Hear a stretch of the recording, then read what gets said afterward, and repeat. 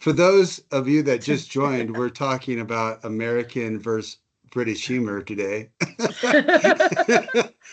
And Ashley was the star in Spam-A-Lot in her La Vida high school production. No, Or not near high high school, school. just community Oh, theater. community theater. Oh, I Okay. am decades out of high school. Well, I thought you might be one of those people at your school that is the, theater director as well as the IT director, as well Oh, as the basketball coach, as well right. as, yeah. I do wear a lot of hats, but not in the school, no. Well, great. We've got Michael Levac has joined, Michael Murphy. We've got Jamie Carpenter from High Point. We've got Melissa Brown hello, Michael. Um, Good day. Mi- Michael's from High Point as well, down in Arizona. So, in this day and age, as we all know, the kind of the rules and of doing a webinar type of meeting is they typically start 5 minutes after the hour, right? Because typically people are back to back to back, and so meetings run long. So we'll get going here about 5 minutes after the hour, and if anybody else has something they'd like to contribute to American versus British humor, um,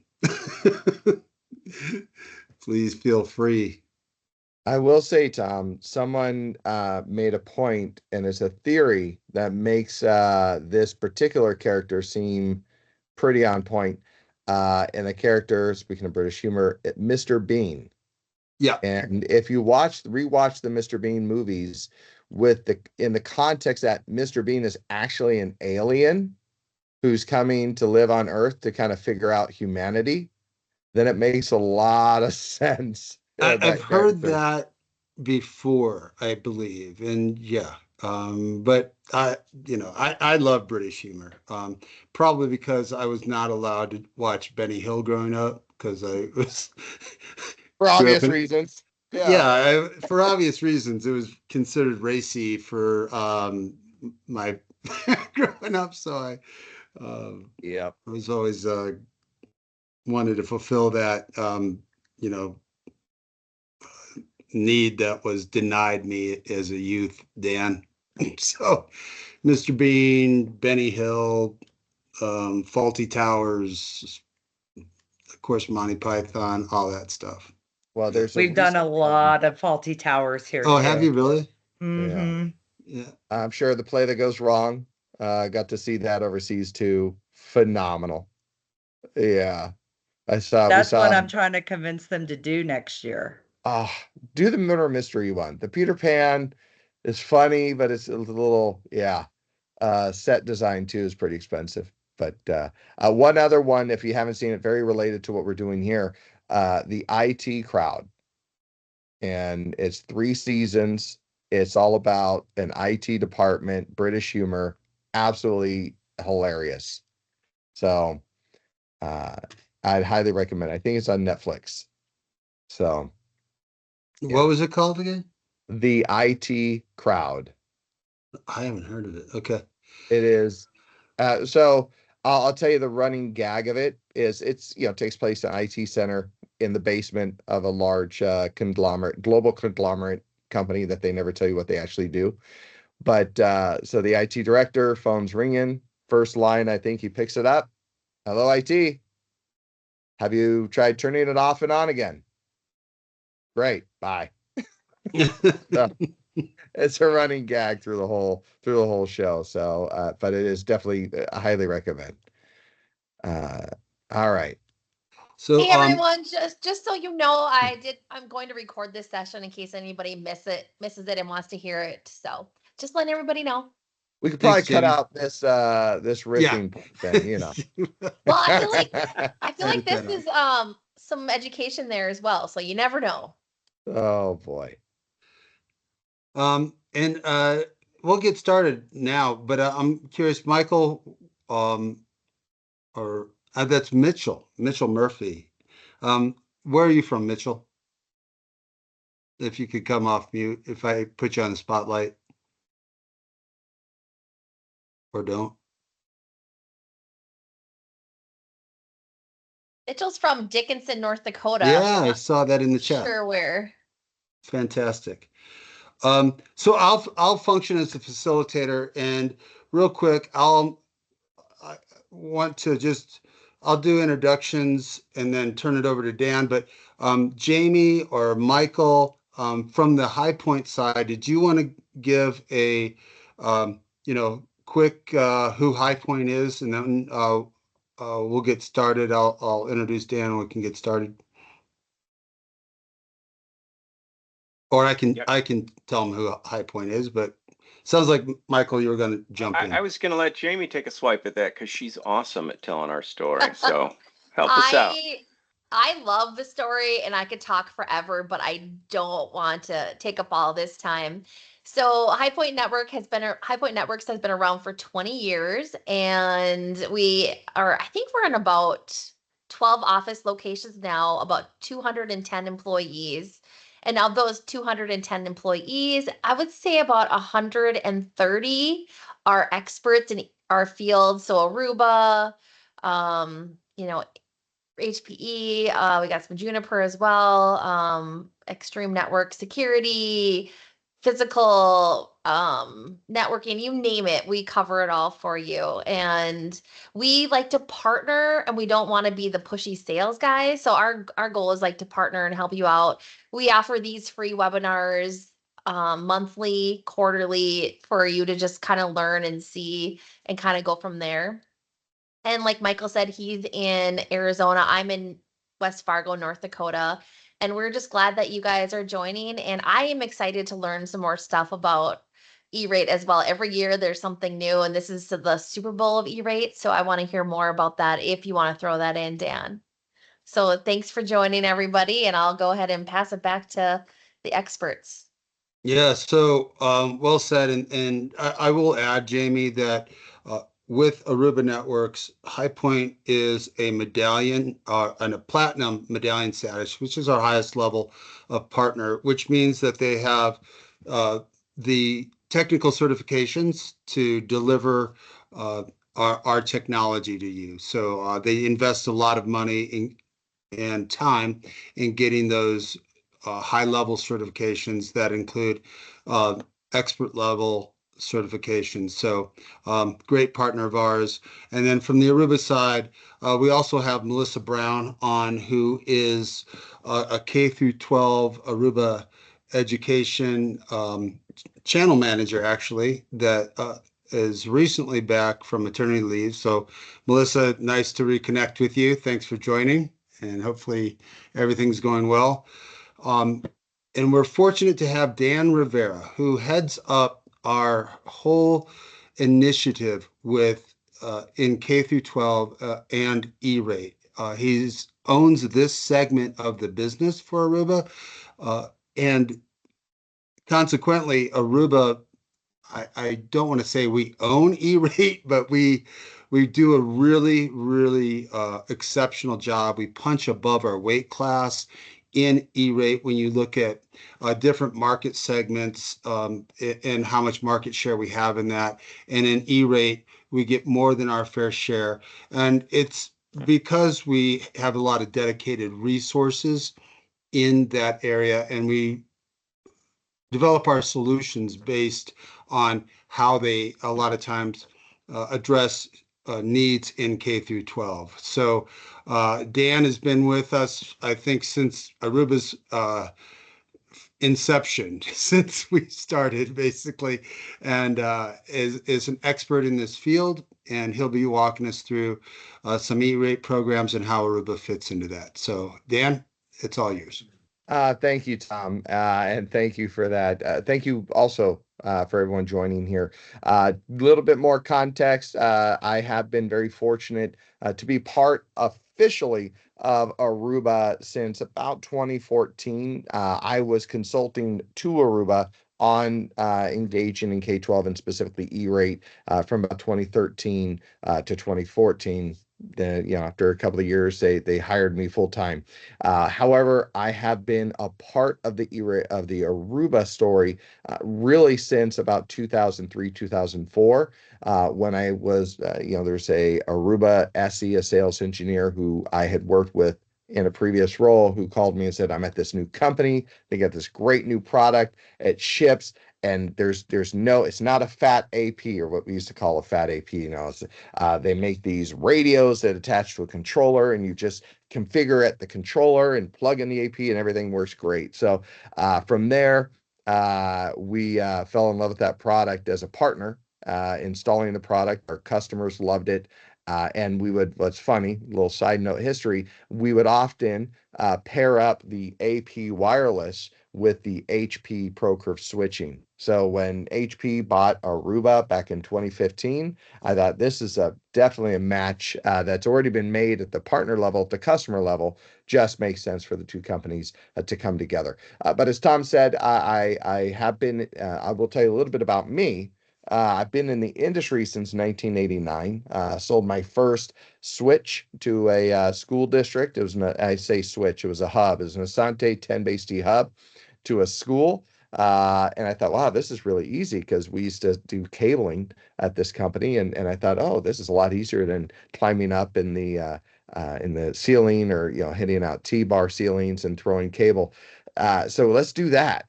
So since 1990, I've really been invested in education and technology. I was fortunate enough to be on a tech committee for a school system, a small Christian school system that went K through 12, or preschool through 12th, and then later joined the board for 7.5 years. So passionate about education, certainly about technology in education, and ERATE. I've been engaged with the program since the inception of the program, when it was just part of the Telecommunications Act in 1996. So I do want to make this as much as a conversation as a presentation.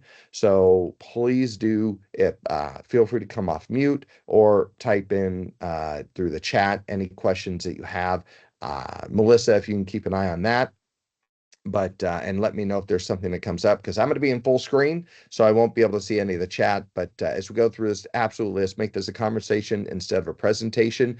We got a lot of things to cover, and I want to make sure that I give you the fair time to go into depth on any of these. So I'm going to go through some of the slides pretty quickly, but we're going to do, just talk a little bit about HPE Aruba networking in K-12, E-rate overview, some of the updates and recent news that you may have heard, specifically overview of the cybersecurity pilot program, and of course, mobile hotspots now being eligible in 2025, and then some additional resources to provide. But talking about HPE Aruba networking, if you're not familiar with our story, as I said, we started in 2002, had our first shipment of product in 2003.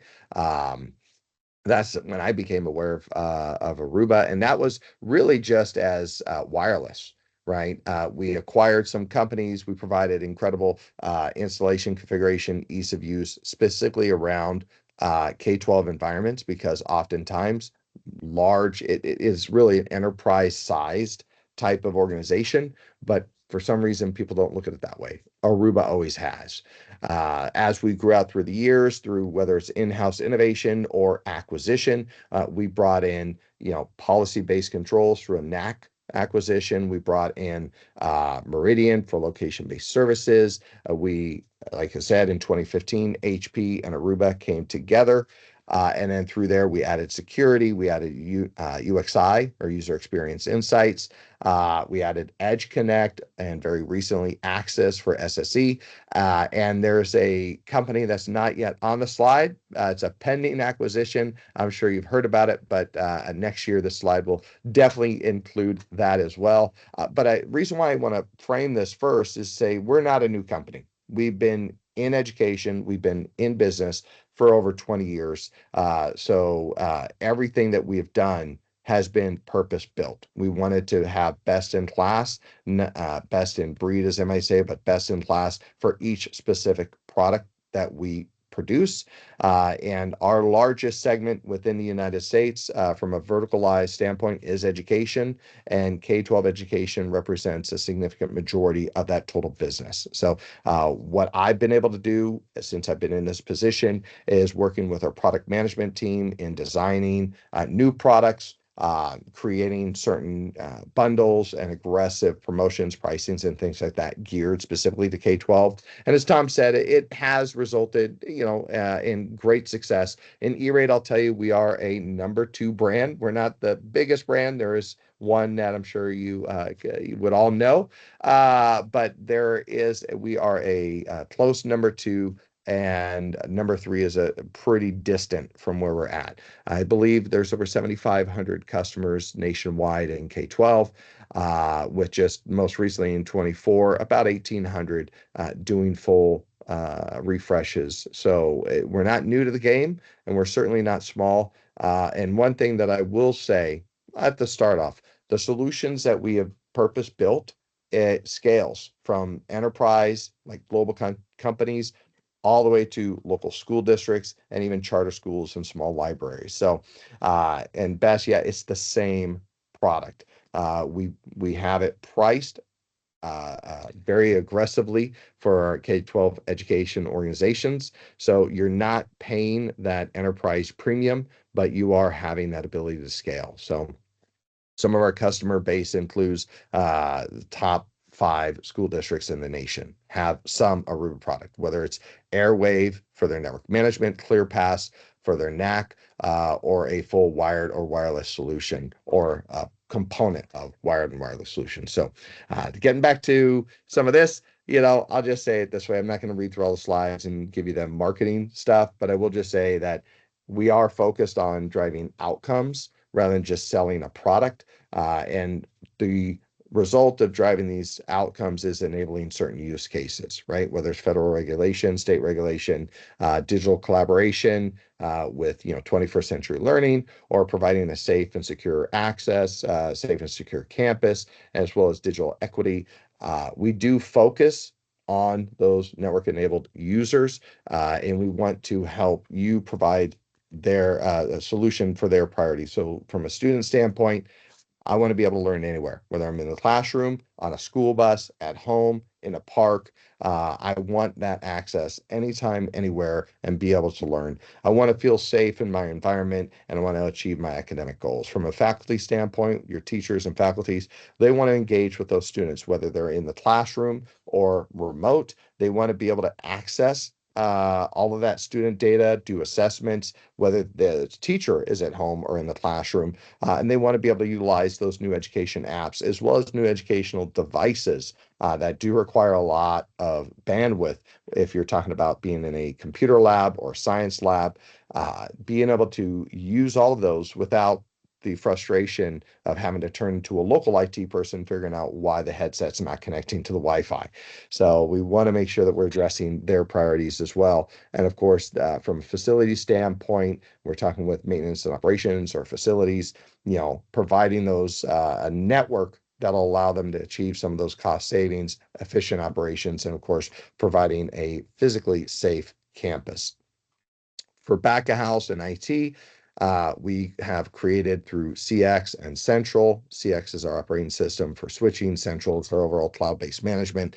Automation to optimize performance, give you the control, the visibility that you need. And then we also leverage machine-based learning and AI to help you do issue resolution. And I want to take a quick pause to say, you might hear some of our competitors, some recent brands say, oh, we're all about AI. I'll just be very honest. We've been doing AI since 2015. Right. When we introduced the what we call our operating system, the CX line of switches, embedded in that, we just called it machine-based learning, right? We didn't call it AI. It was machine-based learning, providing the same functionality. And what we ended up trying to call it was your virtual technician that's awake 24/7, living in the switch. Through that, we take that machine-based learning, we provide the right kind of security. We will help automate policies based on what the entire industry is doing. I'll talk a little bit more about that later as we, through our central operating system, our NAC control for ClearPass, we're able to take all of those best practices and help you as an IT director automate some of these policies, making sure that you're doing secure onboarding of devices, particularly as we were trying to onboard millions of devices because of the emergency connectivity fund, as well as, I'll say it this way. We went from one-to-one being a nice to have and BYOD initiatives to every student has a device in about 18 months. So, opened up a lot of security risks, create a lot of challenges with technology and bandwidth. But this is why we focus on education, create the kind of products that we do. We help you do that securely. And one thing I will say is we also help you stay agile, right? In a few different ways. One, agility when it comes to managing the network, whichever way you want to do it. You can do it through network as a service. We have what we call a GreenLink offering. I like to talk a little bit differently and something that differentiates Aruba from a lot of our competitors who have a cloud-based offering or a virtual on-product offering or an on-prem offering. We offer all three different, whether you're doing a virtual management, controlling or operations on that local device, whether you're doing a on-premise management solution or security solution, or whether you're doing the cloud. Some other brands might make you replace the physical hardware. HPE Aruba Networking doesn't. You can do virtual, on-prem, or cloud, all with the same product. You don't have to do a full rip and replace. So that really, again, provides much more flexibility and agility to be able to do that. One thing, we do all of our product lines through what we call our ESP, our Edge Services Platform. And I'm not going to go through everything, but I do want to just kind of show you the thought process about it. From the connect layer, whether it's wired, wireless, SD-WAN, full SASE solutions, now that we have acquired access to even private 5G. If you're not aware, we have a private 5G solution, and IoT. Protecting that edge to cloud security, automating it with a lot of the machine-based learning that we already have built in, features like AI ops, troubleshooting, things like that, and then providing it as a service, giving you the right kind of flexibility. And I will talk about how as a service does play in the E-rate program, because as of the E-rate modernization order of 2015, we saw a new subcategory of service under category 2 called MIBS, or Managed Neutral Broadband Services, which allows you that flexibility to do full network as a service, or if you just want to do managed services of equipment that you've already acquired through category 2 internal connections, you can do that. So we'll talk more about that in a few more slides. But one thing I want to point out, as I said before, what kind of differentiates us, all of this is available through the cloud, through our central offering. We call it the Aruba Central for the cloud-based solution. Differentiators, kind of restating what I've already said, so I'm not going to go through it. I will highlight a couple of things, so that security is always top of mind. It's never an afterthought. And when we talk about security, we talk about zero trust and SASE frameworks. This is in your data center, on your campus, in the cloud, wherever you want to put it. And within our product groups, specifically some of these product lines like NAC, SD-WAN, SASE, you do not have to do a full rip and replace of your wired and wireless infrastructure. You can layer ours on top of it and fully manage, operate, and secure those types of other brands too. So not tying you in just to the hardware that we manufacture. Let's see.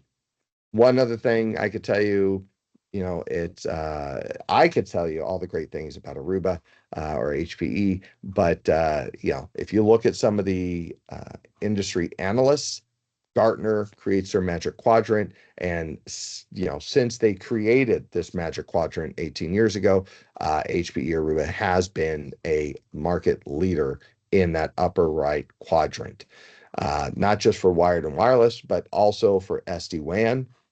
See us right there again in that upper right quadrant, 6 years in a row. But industry analysts or me, that really doesn't matter. What matters is our customers and what do they say.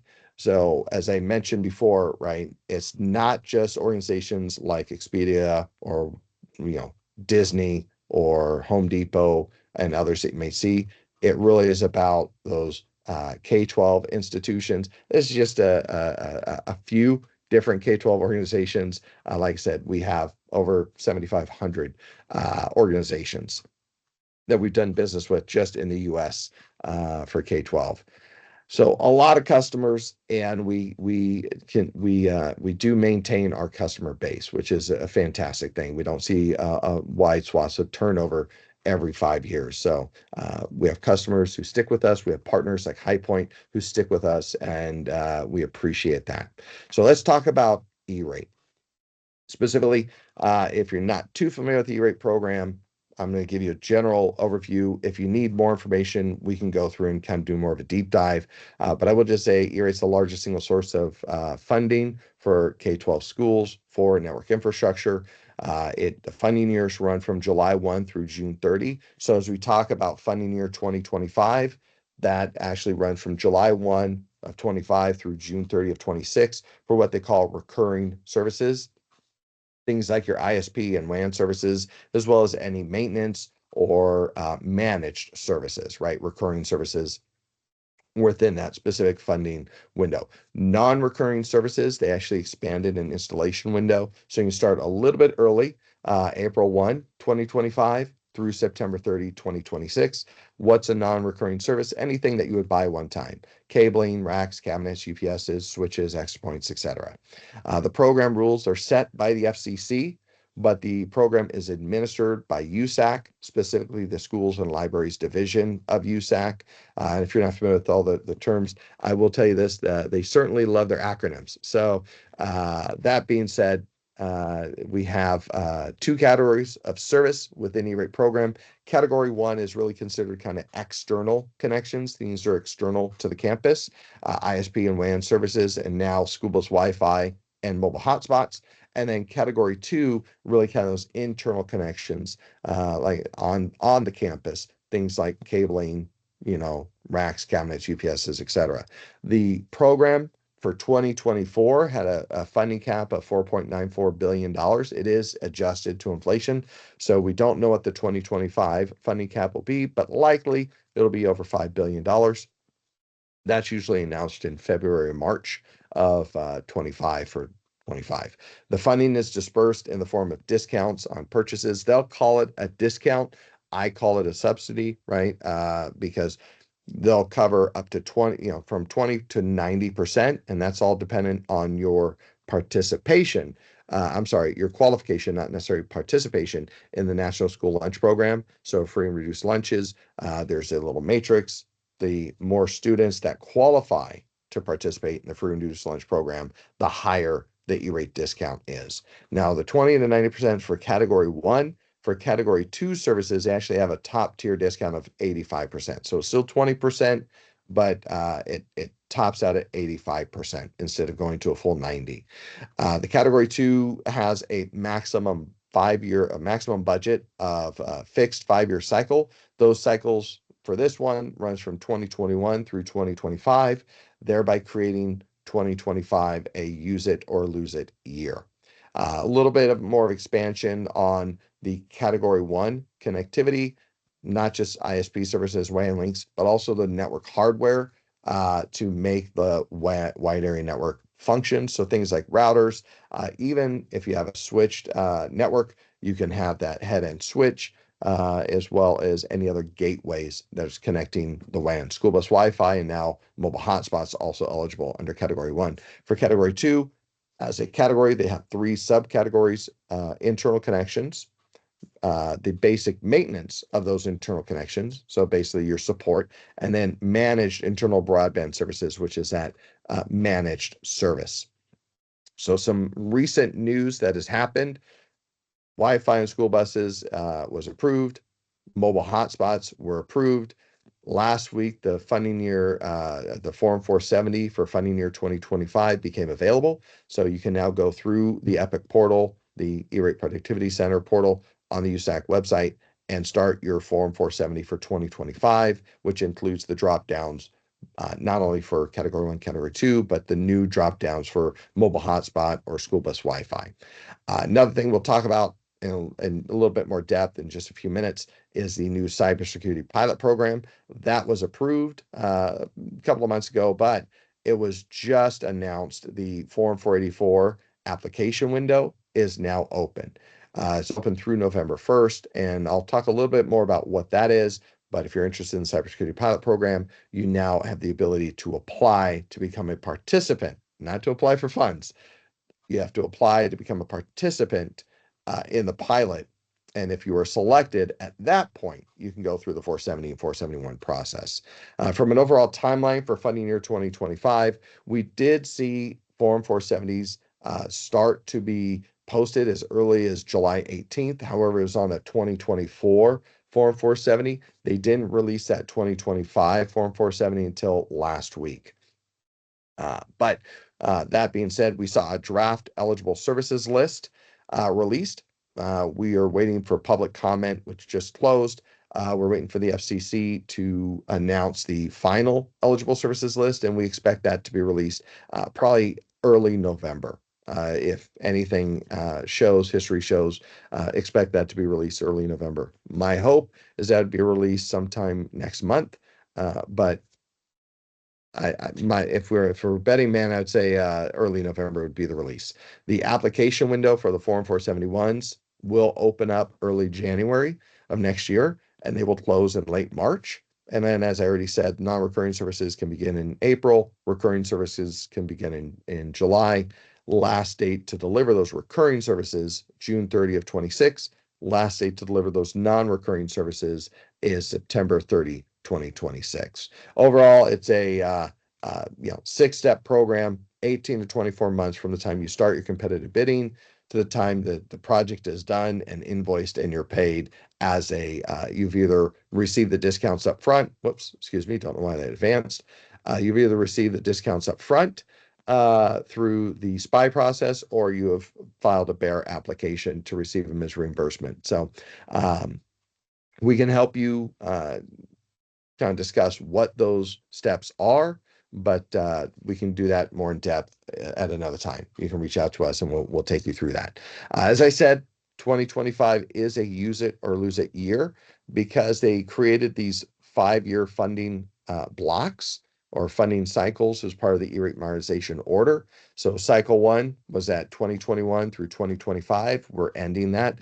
Next time in 2026, we'll begin a brand new cycle, and all the budgets will reset at the end of the cycle. So there are no rollover funds or carry forward funds from one cycle to the next, which is why this year it truly is a use it or lose it year. And if you don't know how much funding you have available in your category 2 budget, just give us a call. We'll let you know. We'll also be able to point you right on the USAC website to find out where you can find that information. If you don't know how the budgets are calculated, for this first cycle, $167 per student. For libraries is $4.50 per square foot.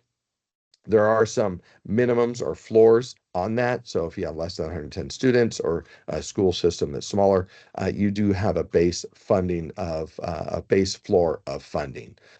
So what's eligible? From an Aruba standpoint, this is based on that draft eligible services list. I don't see it getting changed much than what the draft was, but all of our switching from access and core aggregation switching eligible, on-premise controllers for wireless, gateways eligible, whether it's SD-WAN, Aruba Central also eligible, Mobility Master, and our access points, things like that. If that's all sounds foreign to you, no problem. We're more than happy to tell you more about it after the call.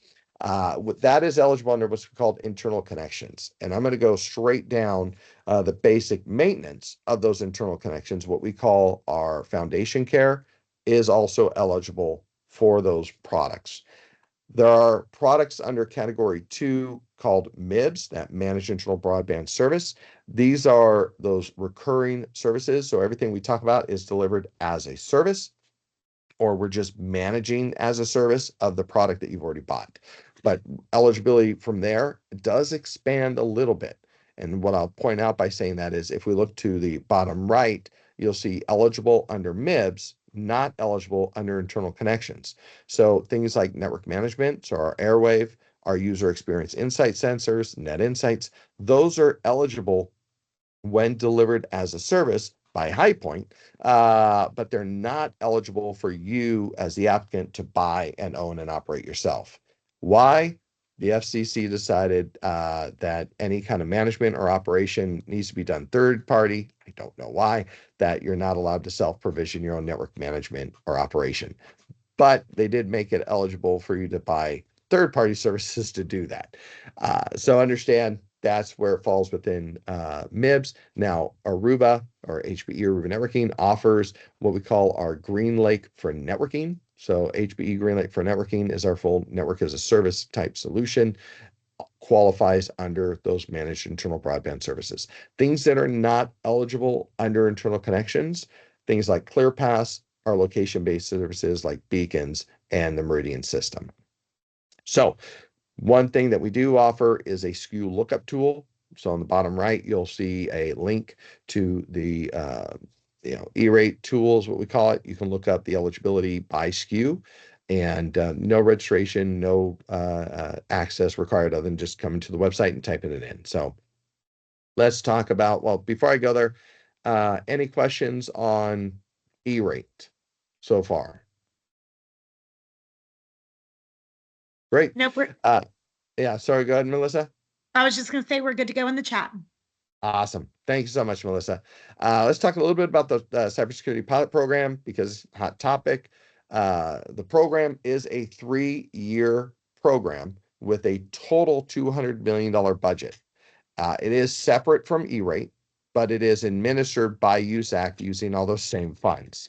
So it is available to all schools and libraries that are eligible to participate in the E-rate program, though they don't have to participate, right? So K-12 schools, charter schools, even military academies, all eligible for the K-12, eligible to participate in E-rate. But even if they don't participate in E-rate, they still can participate in the pilot program. As I said before, the applicants will have to apply to participate using what's called the FCC Form 484. Specifically, there are 2 parts to that form. Part 1 is what you as an applicant will have to complete and submit during the application window, which opened up September 17th, and it closes November 1st. So you have until November 1st, midnight Eastern time, 11:59, I'll say, November 1st.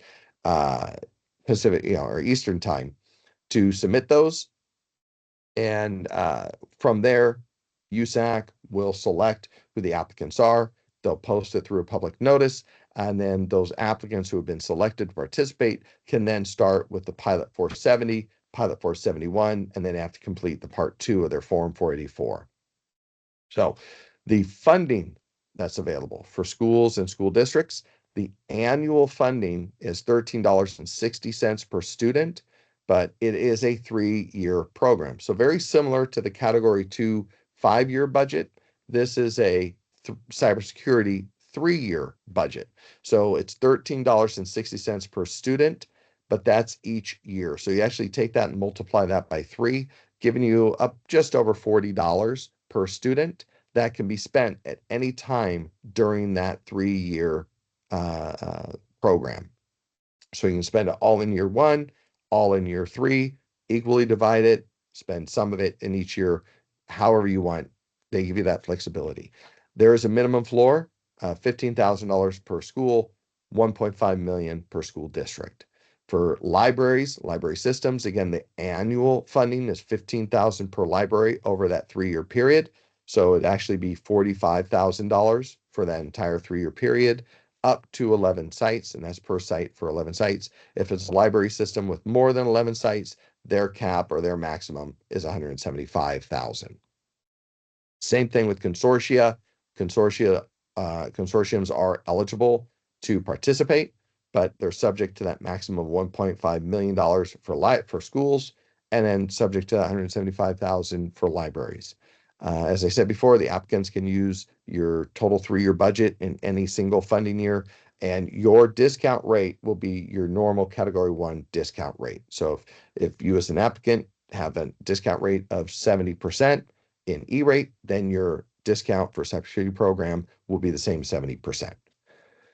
Eligible services for broad categories of service. So advanced and next gen firewalls, endpoint protection, identity protection, authentication, and then monitoring, detection, and response. Also note any costs for those, right? That, maintenance, operation, support charges, construction, installation, activation, all of that is also eligible to make those eligible services work. Training is also eligible, but it must be basic training on just the basic use of that equipment directly associated with those with the product and services that you're installing, and it must occur within a reasonable time after installation. So one thing to note from an Aruba standpoint, well, I'll say it this way. If it's eligible under ERATE, it is not eligible under this pilot program. From an Aruba standpoint, what is eligible? ClearPass, eligible under the pilot program, as well as our Access, our SSE solution, our full broad SASE solution, which would be our Edge Connect with the Access built in. So that full solution for SASE eligible. And then any of our advanced versions of Central or advanced versions of software subscription. So for Central, which is our cloud-based management, we have our foundation license, which is eligible under E-rate. Our advanced license includes some security and some additional monitoring and identity protection. That is not eligible under E-rate, so that would be eligible under that pilot program. Same thing with advanced versions for our gateway, advanced versions of our CX software. So mobile hotspots, if you're looking at that, Aruba, I'll just tell you, has no solution for it because they've changed it up a little bit. So the mobile hotspots does allow for schools and libraries to buy these hotspots and the associated ISP services to be used by students, by staff, and library patrons off premise. And it will be paid for through E-rate.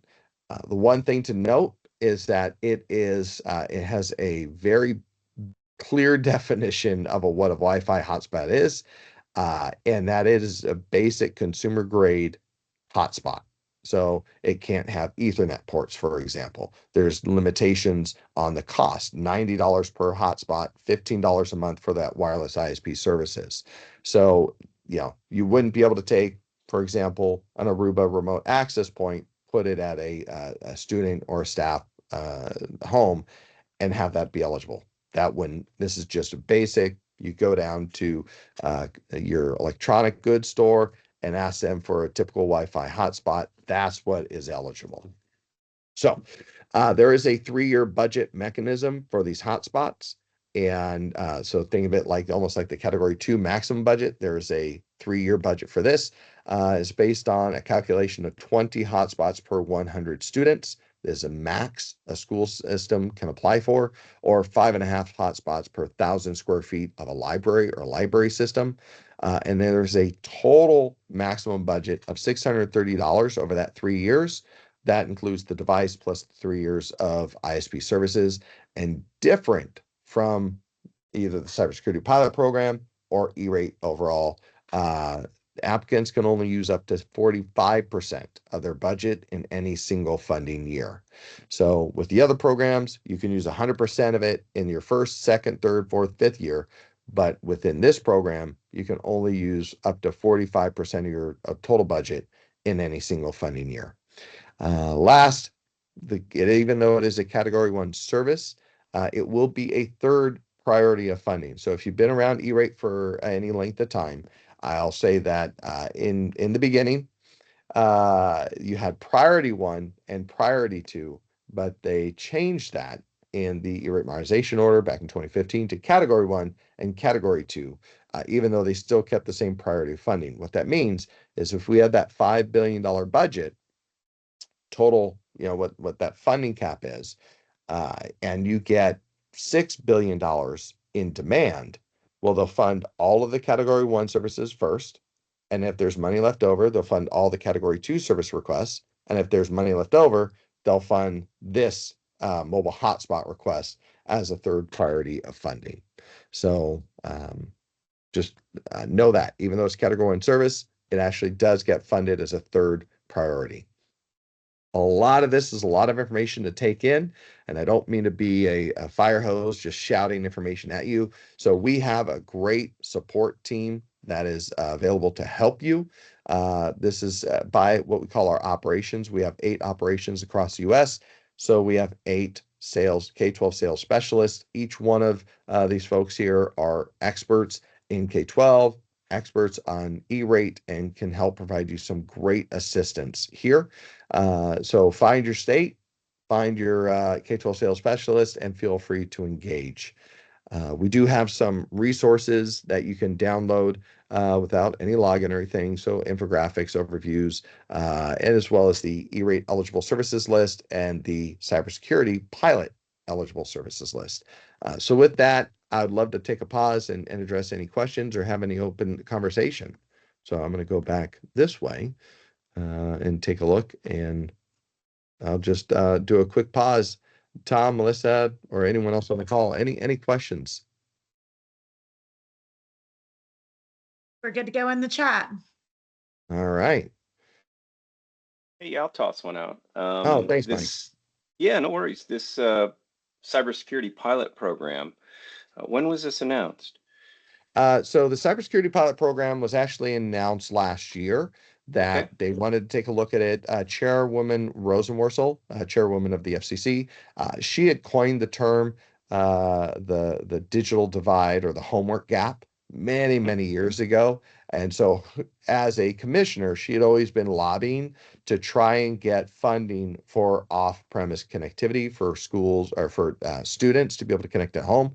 A first move of that is when she became the chairwoman of the FCC, and through the American Rescue Plan Act, they introduced what's called the Emergency Connectivity Fund. It was $7 billion. That was kind of that first step of closing that homework gap and being able to provide connectivity for students offsite.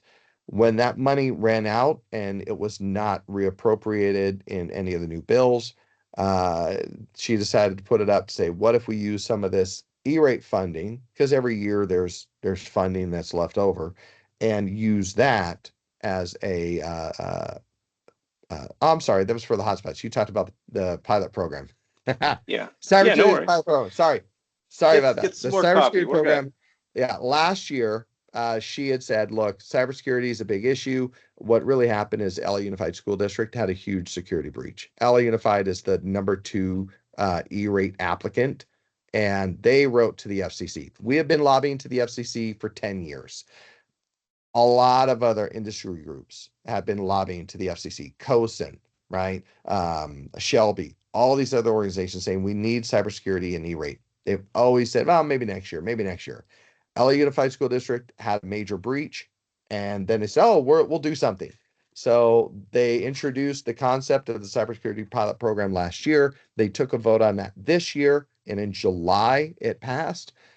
And they said, okay, well, this is how we're going to do it. And this is how we're going to structure the program.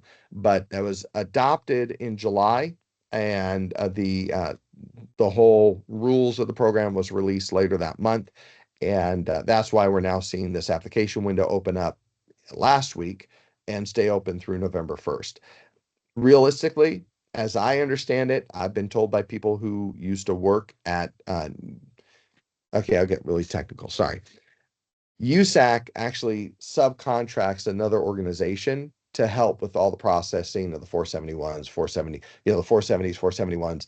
And the software that they use, it's my understanding from someone who used to work there, is not capable of running 2 concurrent funding years, like funding application windows at the same time.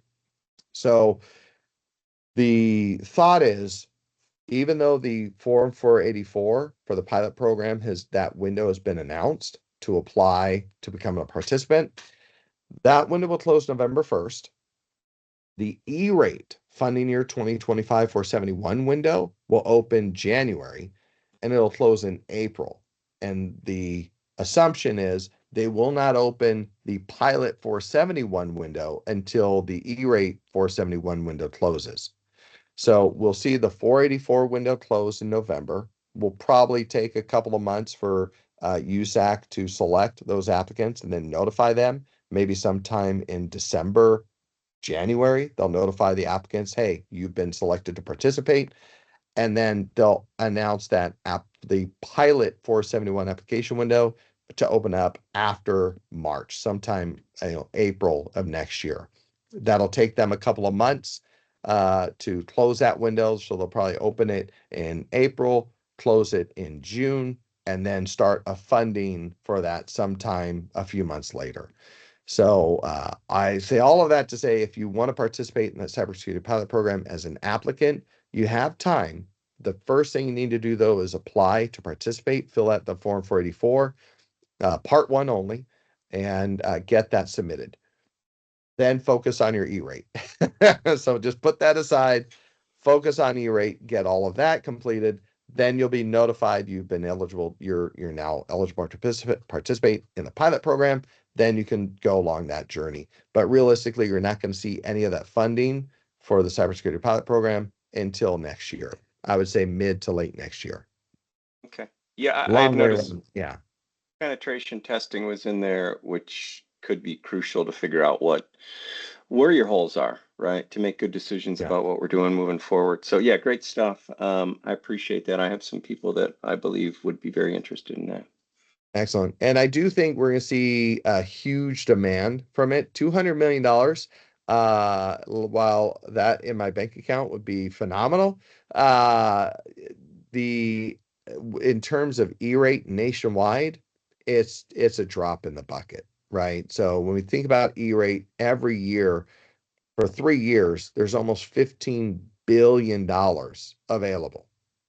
And we're going to take 200 million across that same 3-year period to the same number of applicants. That money's going to be just snatched right up. So I think only a few people, a few districts, when I say a few, maybe 1,000 will be able to participate.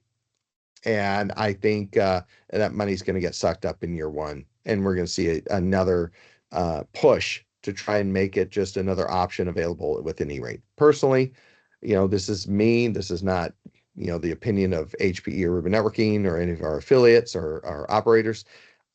But my opinion is I think that they should just make it eligible under Category 2, leave that Category 2 maximum budget, and let the applicants decide what the priority is and what they most need. So that's my opinion. I don't know if that'll happen. So, but great question, Michael. Sorry for the long ramble on that. Any other questions from the group here? All right.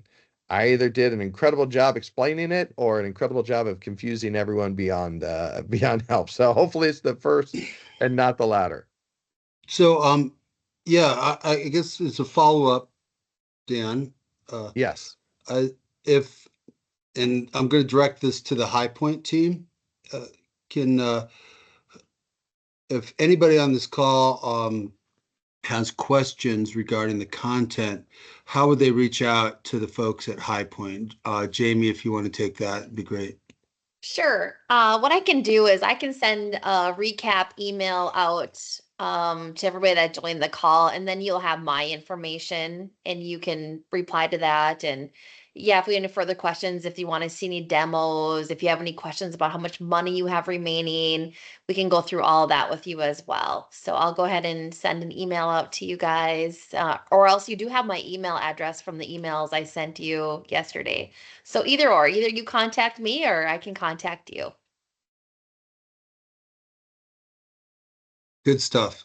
And just to reiterate that, yeah, we being Aruba and High Point can help you with those numbers and tell you how much money you have in Category 2 to spend and what your funding rate rebate is. So without taking it and delaying it more further, I think that's it. Dan, thank you for your time. Thanks the folks who joined, and reach out to us with any questions. Thank you. And again, thank you, Tom. Thank you, High Point Networks and the team. And thank you everyone for joining as well. Have a great day and Yeah. good luck in the funding. Yep, we thank you, Dan. Great presentation and lots of information. Thank you Thanks so much. All right. Thank you. Have a great week. Thank you. Goodbye.